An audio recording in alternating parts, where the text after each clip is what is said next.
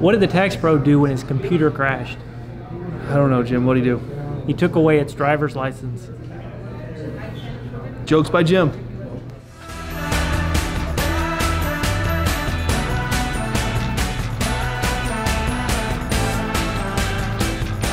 Hey Tax Pros, welcome back to another edition of TaxProTalk. We're bringing you some big information around qualified business income deduction updates, as well as forms availability. So tune in, here we go.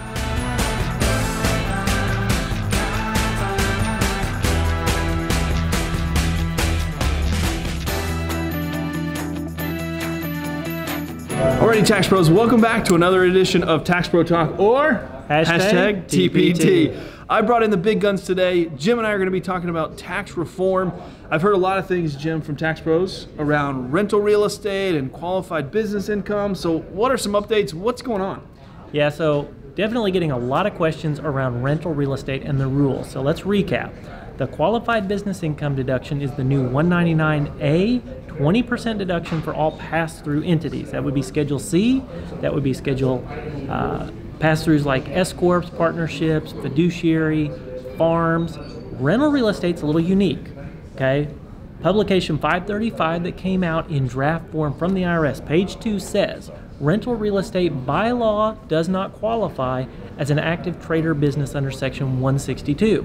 So by default, it is not a qualified business income activity and will not be included as part of the qualified business income deduction.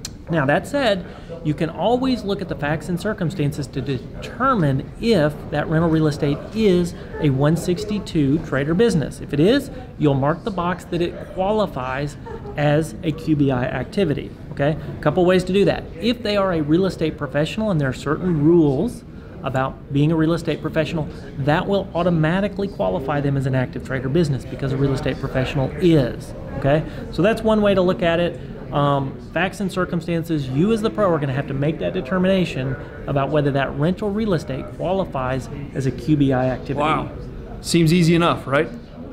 Anything else, Jim, around QBI? Any updates? I think there was something that happened a couple weeks ago, right? Yep, January 18th. So we had another release of regs from the IRS. They called them final. Wow. Final, sort of a relative thing when it comes to tax reform. I think there'll be lots of It's going to be a fluid year this year. Very fluid. As we talked about all throughout this year, you want to stay up on your education and continue to stay up to date. So Friday the 18th, IRS came out with new regs that made some changes to the calculation. So let me back up. 84% of your clients, 84% of all the returns that are filed are going to use the simplified qualified business income deduction worksheets. It's easy. Then the other 16% are going to use the complex sheets. Before you get to qualified business income, the latest regs made changes to back out 1/2 of the self-employed tax, the self-employed health insurance, and pension plans. So those are all backed out of QBI before you even begin the calculations. And so our products right now are being updated for that change. Everybody's product in the industry is being updated so that you can begin filing those returns. Yep. So big change there. Yeah, a lot of changes going on. Stay with us, Tax Pros. We're putting in a lot of work to make sure we're up to date for you in this series, but as well as in your products. Absolutely. By the way, those 247 pages of regs that came out on the 18th, our team is going through every bit of that, and they're making sure that all of our products are compliant so that you can be confident when you file those tax returns this season.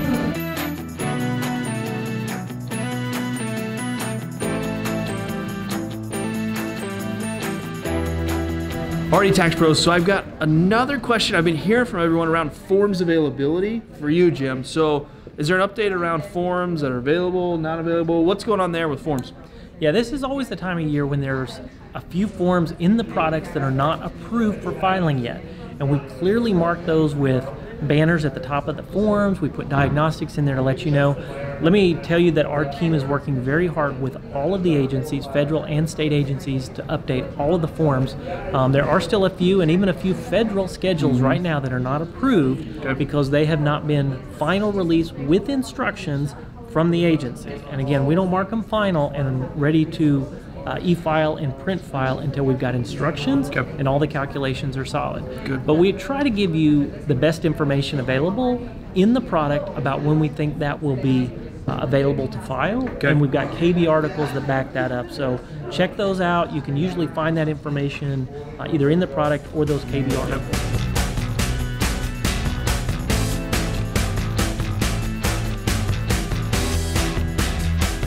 Alrighty, Jim, we've also heard a lot about the 1040 postcard. So what's an update there or information we can share out? Right.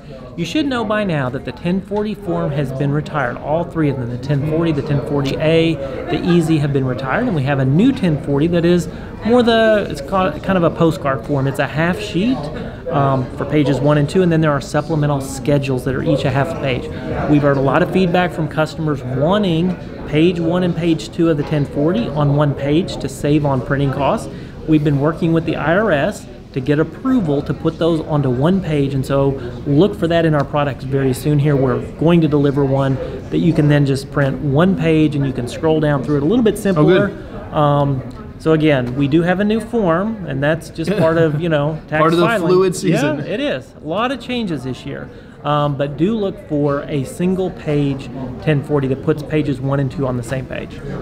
Alrighty, Tax Pros, so that was two very big updates around qualified business income deduction that Jim shared, as well as forms availability. So stay tuned with us throughout this season. We're gonna bring you more. Make sure you click the subscribe button somewhere on this screen, wherever it is, and the next video as well. Hope to see you guys soon here on the next edition of TaxProTalk or #TPT.